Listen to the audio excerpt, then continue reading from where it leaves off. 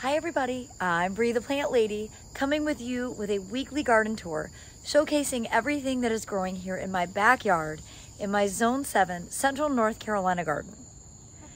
I've been gone for like 8 days. I think it's gotten really hot in my absence, and I don't think we've been getting as much rain, but I've got to say everything looks incredible. I mean, look at that sunflower and how many blooms there are. And honestly, I think this is a seed from last year because I didn't sow sunflowers this year. And look, there's another one kind of diagonal across the feed tank. So let me turn this camera around and give you an up-close view. Well, this is the time of year when I really fall deeply in love with a feed tank.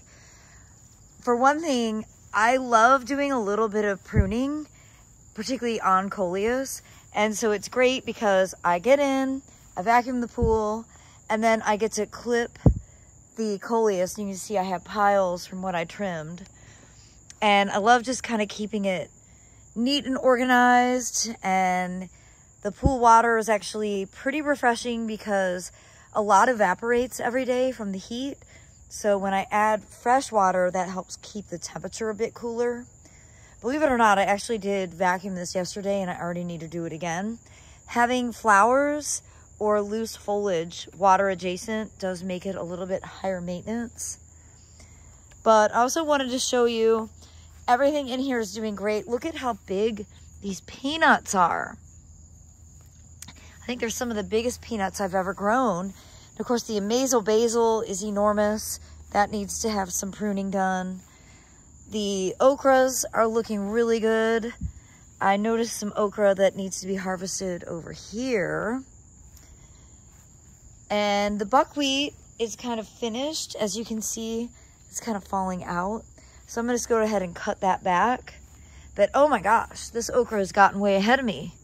Look at all that. So I'll start harvesting this size. But this is not a spineless variety, so I need to get some gloves before I handle that. Overall, really pleased with the feed tank bed this year. And I really think that those giant sunflowers are just extraordinary. And if you look here, they are covered in pollinators. Look at all the bees. So these other beds that we did from seed are really filling in great. I have to say, I think the diatomaceous earth is really helping a lot. You can see not a lot of damage. I do still see roly-polies, and honestly, I think roly-polies are causing some damage. But the peanuts along the front, the sweet potatoes, there's lots of zinnias coming in here.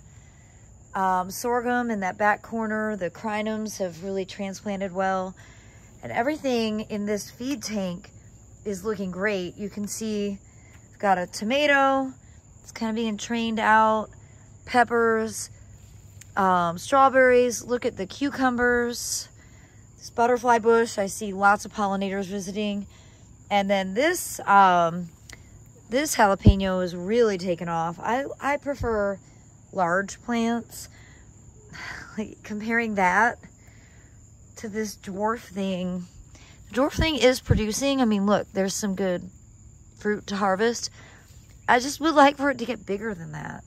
I can't help it. I like big plants. You can also see a lot of sesame germinating in here, along with buckwheat. And of course, the deer have been coming in and nibbling the sweet potatoes, but to be honest, at this stage, it really won't impact the plants because they just are growing so fast now. Now, across here, you can see the nasturtiums are definitely starting to get stressed out because we're finally having regular weather. It's like normal hot North Carolina.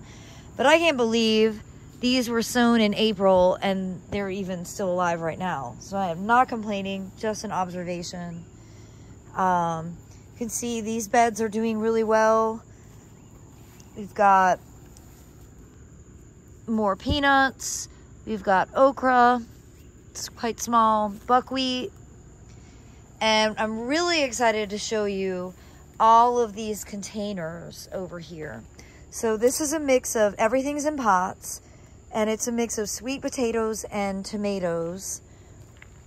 And of course the columnar apples are behind me here. And oh my gosh, you guys, it's the first ripe cream sausage. Oh, hot diggity.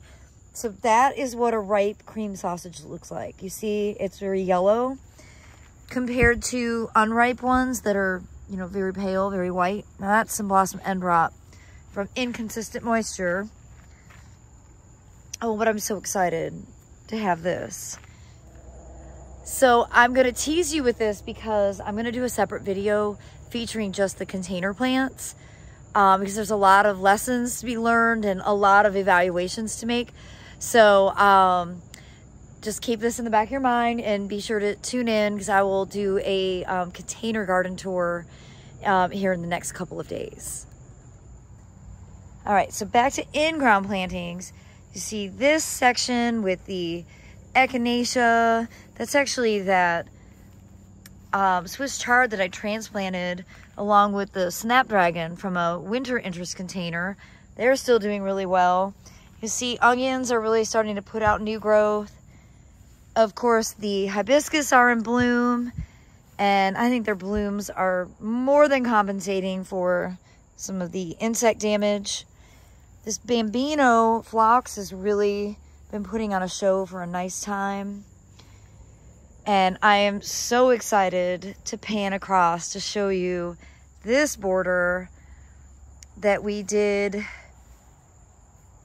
I think around June 18th or 19th, mostly from seed. And you can see how well everything's doing. These self-sown kufia that I just transplanted are really filling in nicely along the edge. And you can see the buckwheat is all starting to bloom. There's a really nice dense sesame layer all throughout the middle. Across here you can see the squash along the front. And the sunflowers, now they're not doing as well as I'd like, but I think they're probably in too much shade. But I think that Cryptomeria japonica champagne, this variety that I named about 10 years ago, is really the thing that's putting on the biggest show. It's just this great variegated conifer, and I think it looks really nice against the Edgeworthia chrysanthus snow cream behind it. This border is looking great. It's going to change dramatically in a few days because my arborist is coming and they're going to remove that peach that was a pit in my compost pile, and then they're going to remove all of the plants along that back edge so that we can begin to open up the backyards and sort of merge to be able to make it so that equipment can be moved between the two properties more easily. Now the back half of this border is looking great. You can't beat limelight hydrangea. I know there's a million new hydrangea paniculatas in the marketplace, but honestly, if you want a big screening flowering shrub, I still think limelight is the best. I can't help it. I like that chartreuse of the Coralopsis combined here, and this is definitely a shrub border that I don't have to really do any work for, and I thoroughly enjoy it season after season. All right, walking into the woodland, you can see this hydrangea is really in full flower. I do not know the variety. This is not one of the new ones. I grew this at Camellia Forest, so this was not patented. I've basically got a wall of Colocasia Black Runner, not on purpose, but I just don't know how to manage it. I was thinking about mowing it down. That's not gonna take away the root system, but I mean, I know it looks really cool, but it does make me pretty concerned because it could really become invasive. I don't want that to happen. This Edgeworthy is looking good. I mean, it's dry. You can see the phlox here is a little wilty. Even in the woodland right now, just because it's gotten to be like real summer. It's really hot. And I actually haven't walked back here since I got home. So this is pretty exciting to see.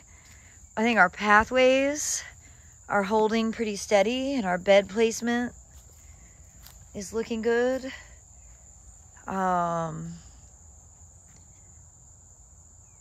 I have actually, somebody gave me a whole bunch of hydrangeas to put in here. So I'm thinking we might make a bed in the middle with this tulip poplar because the water goes on either side of it. And I might just fill that entire section with hydrangeas. It's going to be a really fun place to explore and make this whole new garden. Now that is a patch of poison ivy that we have covered to try and smother. That's not the most effective method, but we need to be a little drier before I spray herbicide. Honestly, I'm not sure I really want to spray herbicide in this woodland. So managing the undesirable things like poison ivy is going to be somewhat of a challenge. But it's amazing how just a few weeks ago, this was completely impenetrable. If you're wondering if there's any weeds that are popping up, the answer is yes. This is all pokeweed. That whole ground cover is all pokeweed. So I'm definitely going to have to come up with some strategies for managing the undesirable things because this could become very high maintenance if I don't do it well. And I'll just tell you that there are like 4 million mosquitoes in there, and they don't even care that I have to have DEET on. Now this little bed that we planted about 2 weeks ago was looking great. Sarah wrote to me and was like, that's an Aster. And it is the prettiest Aster ever. It is so pretty. I love it.